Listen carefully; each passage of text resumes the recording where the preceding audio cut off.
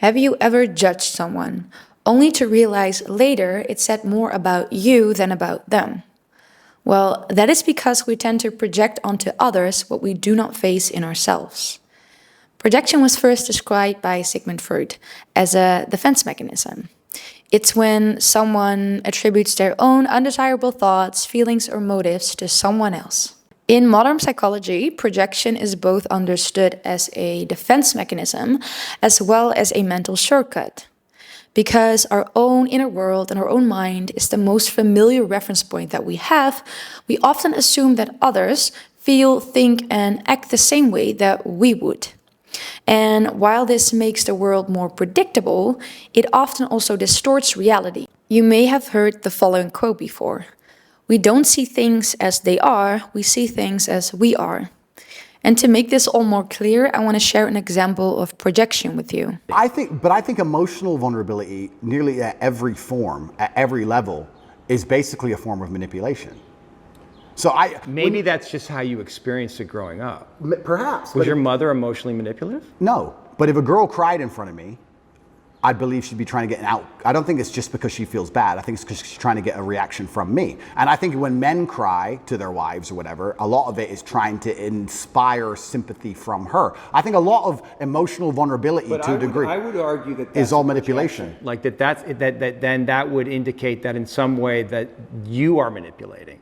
We all manipulate each other. Well, that's what I'm saying. So if you're seeing manipulation in others, that must also exist in you. I think especially with men, I think it's a manipulation tactic when they try and show too much emotion, and women do it as well. And I don't react very well to it. If someone were to sit in front of me and start bawling their eyes out, it's very hard to elicit sympathy from me for that reason. I feel like you get sympathy from me by sitting and explaining to me why something bad happened to you in a logical, calm, stoic manner. If someone starts crying in front of me, I feel like they're trying to manipulate me, and I don't buy it. I'm trying to think of the very few scenarios in which I would ever cry, and I'm thinking, would it genuinely be because I feel so much pain, or if I think it could benefit me or help me? Would I be trying to manipulate somebody? Now, that's not something I'd ever do because it's not my personality and mental frame, but crying is just a physiological reaction to express pain and grief that allows us to release this and to come back to homeostasis. It's manipulation. Notice what happens here.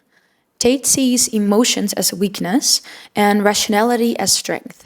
And as a result, you hear him judge people that act emotionally, and you see how his own unfamiliarity with his emotions causes very rigid beliefs about the world. Like, if someone cries in front of me, they're trying to manipulate me. While crying can definitely be used for manipulation, more often than not, it's someone being genuinely hurt or vulnerable. Yet Andrew, who struggles with his own emotions and vulnerability, can only imagine himself crying in front of another person in order to manipulate that person. Consequently, he projects his own inner experience onto others and assumes that their tears will have the same motive. And this results in a very rigid and limited worldview. He doesn't see reality as it is, he sees reality as he is. What's important to know is that projection usually is unconscious. The person doing it doesn't realize that they're filtering the world through their own unresolved wounds, their self-judgments, and limitations. So let me make this clear with a few more examples.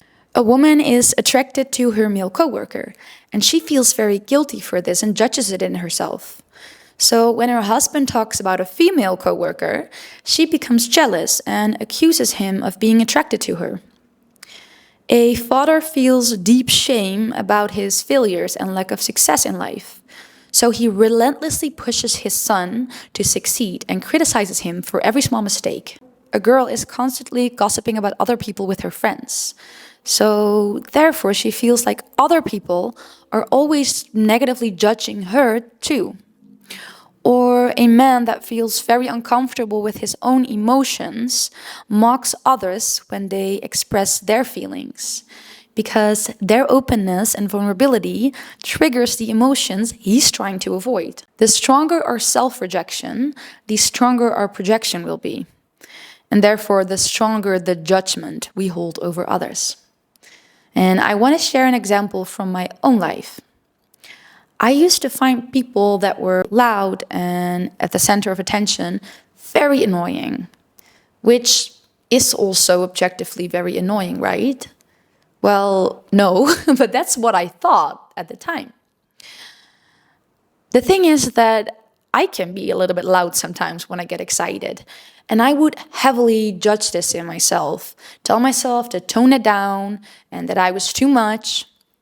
And after a few years, I was at a business event and there was this woman. And she was very loud. She asked a lot of questions. She was very present. And for the first time, instead of judging it, I appreciated it. And I noticed this shift inside myself. And it's only then that I realized over the years I had stopped judging this in myself. And as a result, I also stopped judging it in other people. This beautifully links to Jung's shadow work. And I don't want to get into that too deep right now, but what he says is that when we integrate the parts of ourselves that we reject, our perception of others automatically changes. So when I healed the judgment in myself and learned to accept these parts of myself, I immediately stopped judging it in others too. But sometimes we don't see our own projection until someone else holds up a mirror. So imagine you tell a friend, "Oh, she's so loud, it's so annoying." And your friend says, "Really? I actually think she always lights up the room." And suddenly you are confronted with the fact that your judgment of that person is not an objective truth. At that moment, you have two choices. You can defend your ego and make your friend or whatever the source is that's questioning you wrong. So you could say, "My friend doesn't know better," or "My friend just likes her and that's why." Or you can face the mirror and ask yourself, is it possible that I'm wrong and that my judgment actually says more about me than the person that I'm judging? And this second option is definitely more uncomfortable because it can shake up your beliefs. Maybe you have to admit some mistakes you made in the past, and it can make the world feel less predictable. But it's also where growth begins. Take the example of Andrew Tate again. A woman is crying in front of him, and he responds to her coldly and accuses her of manipulation. If she's aware, she might call it out, telling Andrew that she's not trying to manipulate him and that she's just genuinely hurt, and that his response makes her feel unseen and unsafe to express herself with him. Andrew now has the same two options. He can dismiss her by saying that she's too sensitive, or he can frame her explanation as another way to try and manipulate him, protecting his worldview. Or he can ask himself, what if I am wrong? When someone has a strong sense of self, a healthy dose of self-compassion, the second option will be a lot easier than for someone that has a lot of internalized shame, harsh self-judgment, or that feels already a bit unsafe in the world. It's not impossible for this person, but just harder. In Tate's example, asking himself the question, is it possible that I am wrong, could mean having to face his own struggles with vulnerability. It might mean having to admit that he wrongly accused or misjudged people in the past. And on top of that, his worldview will maybe become more complicated and less predictable without the rigid belief, if someone cries in front of me, they try to manipulate me. The beauty of projection is that it can act as a mirror. What irritates you most in other people often points you to something that you're unwilling to face or that you're rejecting in yourself. And a good way to notice when you're projecting is when your judgment of someone feels overly intense or emotional. And this intensity often means it's touching something unresolved in yourself. So the next time you judge someone, ask yourself the question, is this truly telling me something about them, or is it more about me? And this question can really shift your perspective, because the moment that you realize that your judgment is a reflection, you get to choose.